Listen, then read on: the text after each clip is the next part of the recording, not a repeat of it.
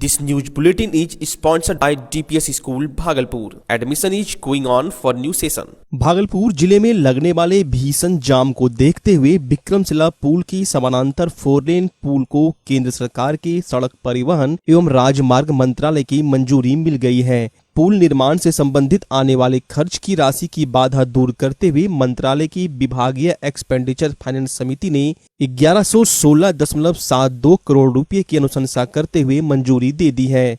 4 kilometre 367 metre लंबे पुल को 4 साल में पूरा किए जाने का लक्ष्य सरकार के द्वारा निर्धारित किया गया है। बाकायदा इसके लिए जमीन अधिग्रहण करने के लिए जिला प्रशासन को 51 करोड़ रुपए का आवंटन भी कर दिया गया है। 68 पाए वाले इस पुल के निर्माण में 21.3 हेक्टेयर भूमि की आवश्यकता होगी, जिसमें 2.2 हेक्टेयर सरकारी भूखंड है, जबकि 19.1 हेक्टेयर जमीन का अधिग्रहण राज्य सरकार अपने कोष से करेगी। इसके लिए जिला प्रशासन को 51 करोड़ रुपए आवंटित कर दिए गए हैं। पुल के नीचे से पानी का जहाज निकल जा सके, इसके लिए inland waterways authority of India की आवश्यकता के अनुसार पुल के नीचे के पाए के बीच में स्पेस और ऊंचाई प्रदान किया जाएगा। नए पुल निर्माण के लिए 70 रैयतों की जमीन को अधिग्रहित किया जाएगा। जमीन के दावा आपत्ति की प्रक्रिया को पूरी कर ली गई है। वहीं सरकारी जमीन के लिए जगदीशपुर, खरीक और सबौर के सीईओ ने रिकॉर्ड को जिला प्रशासन को उपलब्ध करा दिया है। प्रस्तावित 4 लेन पुल वर्तमान विक्रमशिला सेतु की पूर्व दिशा में बनेगा और इसके लिए नौगछिया से भागलपुर सड़क का भारत सरकार द्वारा नया नेशनल हाईवे 131B के रूप में अधिसूचित किया गया है। समानांतर पुल बनने से न केवल गाड़ियों का दबाव कम होगा, बल्कि भागलपुर जिले के लिए नासूर बन चुका जाम से भी लोगों को राहत मिलने की उम्मीद है। भागलपुर में लगातार कोरोना का कहर बढ़ता ही जा रहा है और इसके विस्फोट से जिले में दहशत का माहौल देखा जा रहा है। स्वास्थ्य विभाग के अपडेट के अनुसार आज 81 संक्रमित मरीज मिलने से जिले में संक्रमित मरीजों का आंकड़ा बढ़कर 1030 पहुंच गया है। नए संक्रमित मरीजों में भागलपुर नगर निगम के कई कर्मचारी, भागलपुर के पुलिस अधिकारी, नौगछिया कोर्ट के 3 कर्मचारी, बीहपुर और खरीक प्रखंड के स्वास्थ्य कर्मी शामिल हैं। वहीं पिछले 24 घंटे में कोरोना के संक्रमण से 2 लोगों की मौत के बाद मौत का आंकड़ा बढ़कर जिले में 11 पहुंच चुका है। कोरोना के बढ़ते प्रभाव को देखते हुए लोग काफी सशंकित हैं और भयभीत हैं और यह वायरस काफी तेजी से जिले में फैल रहा है। नए संक्रमित मरीजों में शहरी क्षेत्र में 45 और जिले के अलग अलग प्रखंडों में 36 व्यक्ति शामिल हैं। वहीं अब तक 550 व्यक्ति स्वस्थ होकर होम क्वारंटाइन पर अपने घर को चले गए हैं। बिहार और झारखंड में स्मार्ट सिटी के रूप में चयनित पहले शहर भागलपुर में स्मार्ट सिटी के द्वारा कराए जा रहे कार्य में काफी अनियमितताएं सामने आ रही है। 37 करोड़ रुपए की लागत से सैंडिस कंपाउंड का हो रहे जीर्णोद्धार के कार्य में काफी गड़बड़ियां देखी जा रही है। सैंडिस कंपाउंड में बन रहे पैदल पथ के निर्माण कार्य में घटिया और पुरानी ईंटों का उपयोग किया जा रहा है, जिसको लेकर आम लोगों के साथ साथ जनप्रतिनिधियों के बीच आक्रोश का माहौल देखा जा रहा है। ये सही नहीं हो रहा है। क्या जैसे कि इनके तरी के नीचे भी बहुत सा पुराना ईंटा दिया गया है और मतलब दिखाने के लिए जो है यहाँ के जो भी हैं कार्यकर्ता जो भी हैं वो ऊपर से नया ईंटा दे रहे हैं और मैं इधर से बराबर आता जाता हूँ, ऐसी बात नहीं है। क्या देखते हैं यहाँ पर देखता हूँ कि एक तो मतलब काम वैसा होता नहीं है, अपने मन पर है, हो रहा है बंद है, कभी बारिश का बहाना कभी कुछ, और काम जो रेत वगैरह जो सीमेंट वगैरह होना चाहिए वो चीज़ इसमें नहीं है।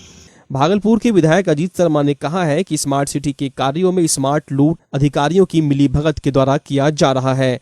उन्होंने पूरे मामले की जांच के लिए मुख्यमंत्री से जांच कमेटी बनाए जाने की मांग भी की।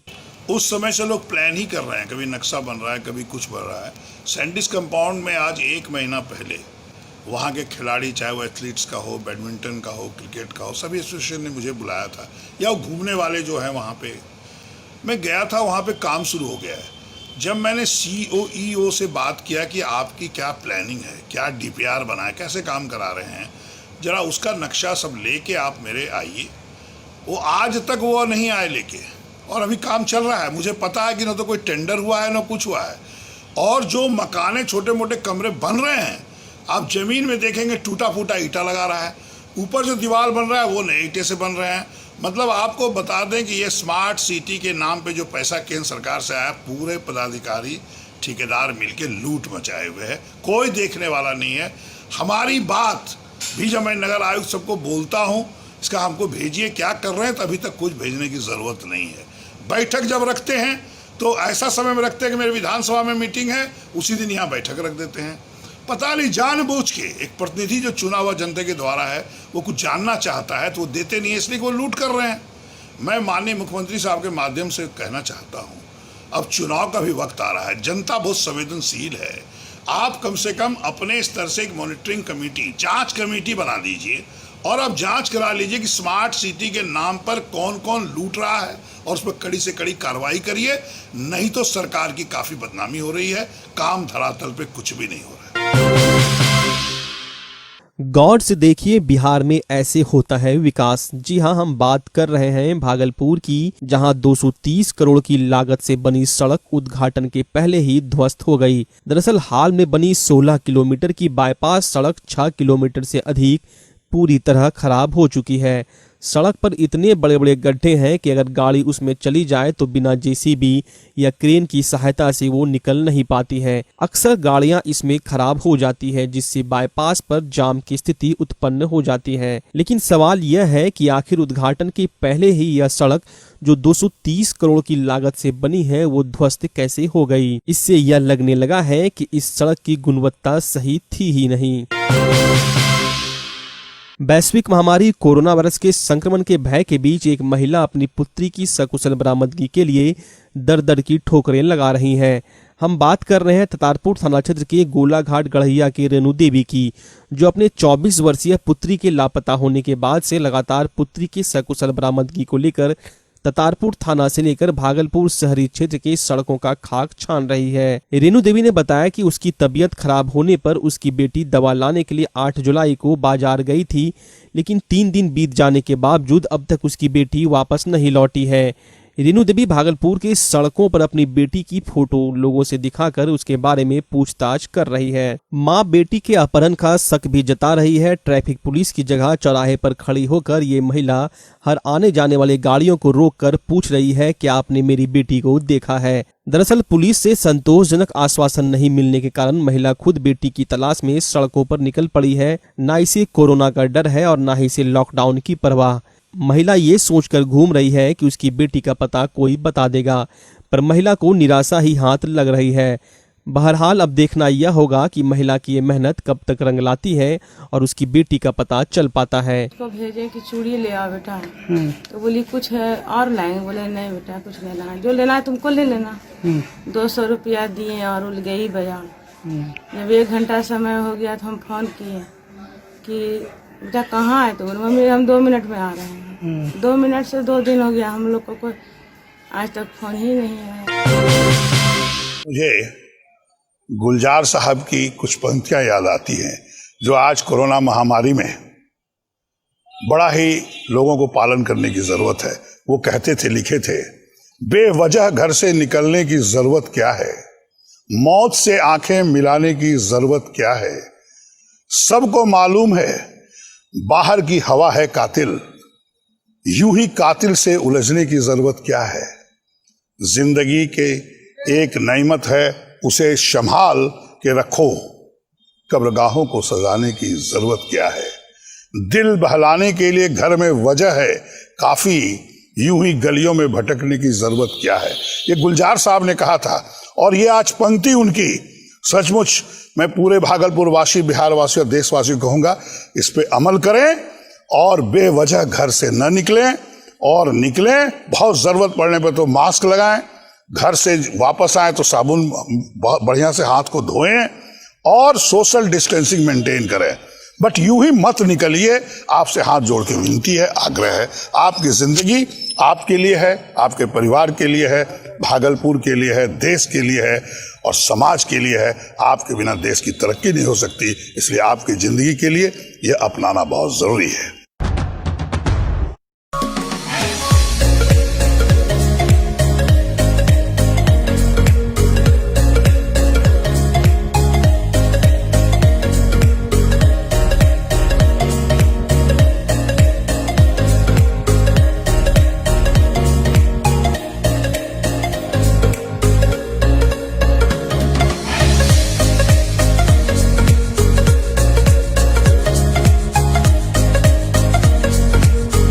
DPS School Bhagalpur, one of the best school in Eastern India. AC hostel with modern facilities for boys and girls with innovation and technology labs. Under the guidance of PBC Sir Rajesh Srivastava, school is running successfully since 2006. Admission is going on for nursery to 12th. Students taking admission in session 2020-21 in nursery class will be given rupees 1 lakh scholarship after class 12 for admission support in college. Please visit DPS School Bhagalpur, Dikshapuram, Sabaur, NH80, Bhagalpur, Bihar. Gita Mohan Budhiya कुंज विवाह, जन्मदिन, anniversary, party meeting, conference और भी सभी तरह के कार्यक्रम के आयोजन के लिए हमारे यहाँ वातानुकूलित हॉल, कमरे और गार्डन की बुकिंग होती है। हमारी विशेषताएं: भव्य एवं काफी विशाल परिसर, सुरक्षा हेतु सीसीटीवी, शुद्ध पेयजल के लिए आरओ, बिजली की 24 घंटे व्यवस्था के लिए डीजी जनरेटर की सुविधा, बड़ी पार्किंग एरिया, हर फ्लोर पर अग्निशमन की व्यवस्था, बड़े एवं छोटे रसोई घर, स्टाफ क्वार्टर। गीता मोहन बुधिया कुंज। अधिक जानकारी के लिए हमारे यहाँ एक बार अवश्य आएं। हमारा पता है Geeta Mohan Budhiya Kunj, Kabirpur road, Nathnagar, Bhagalpur. Junior DPS, a unit of Junior Delhi Public School Trust. Junior DPS help children learn and grow through play, experience and exploration. Our facilities: well-equipped classroom, activity-based curriculum, safe and motherhood caring, child care unit, doctor on call, kids art and craft. Admission open. रविवार को Bihpur police व स्वजनों ने मड़वा गांव से अपहृत विवाहिता के शव को जयरामपुर दियरा से कुछ दूर कोसी नदी किनारे से बरामद कर लिया। शव मोटे चादर से लपेटा हुआ था। बता दें, अपने पति के अवैध संबंध के विरोध करने पर 8 जुलाई की रात में प्रखंड के मड़वा गांव में विवाहिता शिखा कुमारी उर्फ सुग्गी को शादी की नियत से अगवा कर लिया गया था। विवाहिता के हत्या की नियत अगवा किए जाने की आशंका को लेकर उसके पिता खरीक के तेलघी गांव निवासी विनय सिंह ने प्राथमिकी दर्ज कराई थी। दर्ज प्राथमिकी में नामजद 2 आरोपी विवाहिता की चचेरी सास मड़वा निवासी रंजू देवी व चचेरे देवर शिवम राय को गिरफ्तार कर शुक्रवार को जेल भेज दिया गया। वहीं इस मामले का मुख्य आरोपी लापता विवाहिता के पति अमित राय उर्फ नेपाली राय समेत जयरामपुर गांव के एक अन्य आरोपी अमरेश धरी अब भी पुलिस की पकड़ से दूर है। विवाहिता की हत्या कर उसे नदी में फेंक देने की आशंका को देखते हुए बिहार पुलिस के साथ लापता विवाहिता के परिजनों ने थाना क्षेत्र के नाव से गंगा व कोसी नदी समेत पैदल घूमकर दियरा में तलाशी में जुटे हुए थे। बता दे, लापता विवाहिता शिखा की छोटी बहन काजल की शादी भी इसी वर्ष जनवरी माह में ही उसके चचेरे देवर शिवम राय से हुई थी। कुछ दिन पूर्व काजल को भी उसके ससुराल वालों ने उसके सारे जेवर अपने पास रखकर उसके मायके भेज दिया था। शिखा को अगवा कर हत्या की आशंका को लेकर दर्ज प्राथमिकी में शिखा की छोटी बहन काजल के पति शिवम राय भी नामजद है। इधर मुख्य आरोपी विवाहिता के पति के रिश्तेदारों के पास भी पुलिस विवाहिता व आरोपी की तलाश में पहुंच रही है।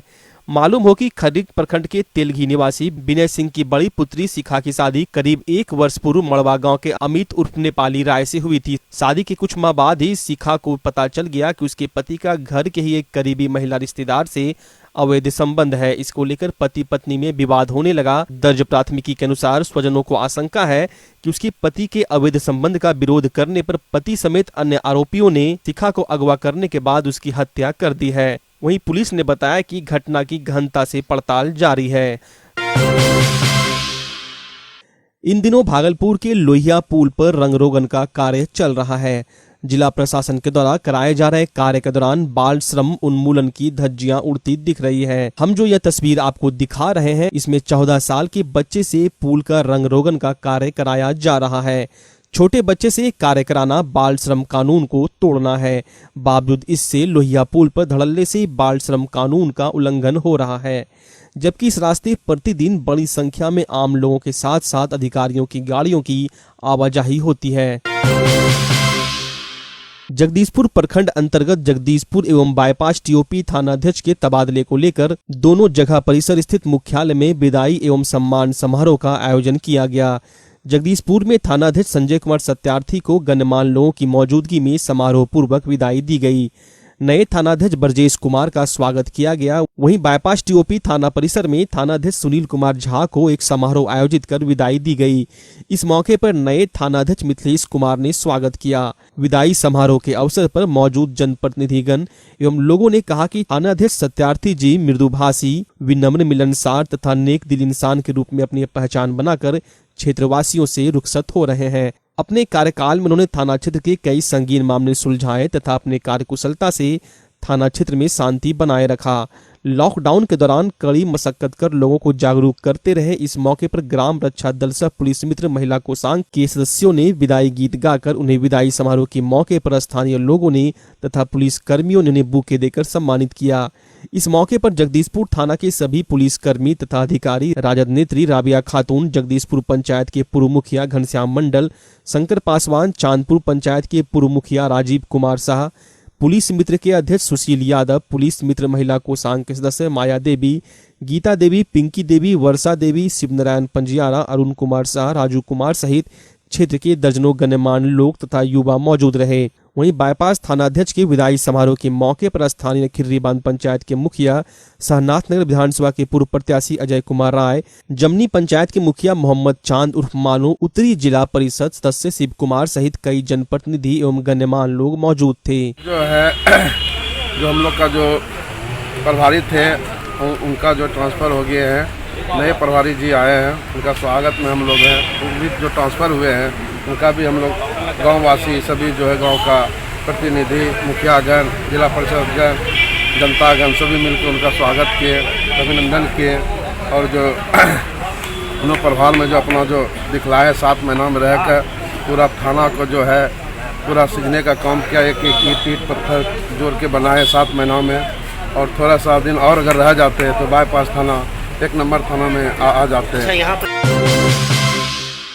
नाथनगर प्रखंड क्षेत्र के रामपुर खुर्द पंचायत के महादलित टोले में हुए मिनी बोरिंग का शुभारंभ जदयू नेता सह नूरपुर पंचायत के मुखिया प्रतिनिधि सुमन कुमार सुधांशु उर्फ पप्पू मंडल ने विधिवत पूजा पाठ व फीता काट कर किया। जदयू नेता ने कहा कि लॉकडाउन में जब मैं सूखा राशन वितरण कर रहा था तभी लोगों ने मोहल्ले में हो रही जल संकट से अवगत कराया था, जिसको लेकर आज मिनी बोरिंग का विधिवत उद्घाटन कर चालू कर दिया गया। अब ग्रामीणों को पेयजल की संकट से जूझना नहीं पड़ेगा। वहीं ग्रामीणों ने भी जदयू नेता द्वारा किए गए इस कार्य की जमकर सराहना की और कहा कि हम लोग बहुत दिनों से जल संकट जैसी समस्या से जूझ रहे थे, जिसे देखने कोई नहीं आता था।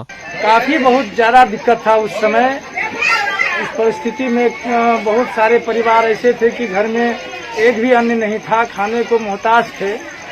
तो आने के बाद हमको पता चला, जब सब वितरण किए तो ग्रामीणों के द्वारा कहा गया कि एक चापाकल का मांग किया गया कि हाँ, एक चापाकल भी नहीं था, जो था वो खराब पड़ा था। पानी ये लोग रेलवे लाइन के उस पार टपके लाते थे, तभी इनका घर का चूल्हा जलता था। उस परिस्थिति में हमको कहा, तो मैंने इनसे वादा किया था कि नहीं, आपको एक समरसेबल बोरिंग का व्यवस्था कर देंगे, टैंकी युक्त कर देंगे, जिसमें तमाम ग्रामीणों को कोई कठिनाई नहीं होगा। और लगभग घर यहाँ 100 घर है और बहुत ज़्यादा दिक्कत था पानी का। तो मैंने जो वादा किया उसके बाद ही हम काम लगवा दिए। आज काम पूर्ण हो गया, इसका उद्घाटन हमने आके आज कर दिया संपन्न। दिख रही है ये जो है ना, पप्पू मंडल जो नूरपुर पंचायत के मुखिया हैं, वो उनके द्वारा ही बोरिंग का निर्माण किया गया है। हम लोग को पानी का बहुत प्रॉब्लम था, पानी बहुत दिक्कत से हम लोग को मिल पा रहा था, और जो भी चापाकल था वो खराब था। ये बहुत ही 7 से योजना जो सरकार चला रही है, उस पर जहाँ यहाँ बोरिंग होना था, बल्कि यहाँ नहीं बल्कि रामपुर में हो गया दूसरे जगह। लेकिन पानी का इतना दिक्कत था कि कहने की बात। आज पीरपैंती प्रखंड के ईसीपुर बाराहाट में शनिवार को 2 कोरोना पॉजिटिव व्यक्ति मिलने से लोग सकते में आ गए हैं। वहीं पीरपैंती प्रशासन भी हरकत में आ गई है। प्रशासन ने ईसीपुर थाना क्षेत्र के बाराहाट बाजार से कहलगांव जाने वाली मुख्य सड़क को उसके घर के दोनों तरफ बीडीओ रंजन लाल निगम, स्वास्थ्य प्रबंधक प्रणब सिंह, ईसीपुर थाना पुलिस, स्थानीय मुखिया संजय साहब, पंचायत समिति सदस्य मंटू रजक, समाज सेवी परमा केजरीवाल आदि लोगों की उपस्थिति में कंटेनमेंट जोन मानकर सील कर दिया गया है। उक्त स्थल पर पुलिस बलों की निगरानी भी लगाई गई है। बीडीओ के अगले आदेश तक आसपास की सभी दुकानों को बंद करवा दिया गया है। साथ ही सोशल डिस्टेंसिंग का पालन करने व घर से बाहर निकलने पर मास्क लगाने का निर्देश भी जारी किया गया है।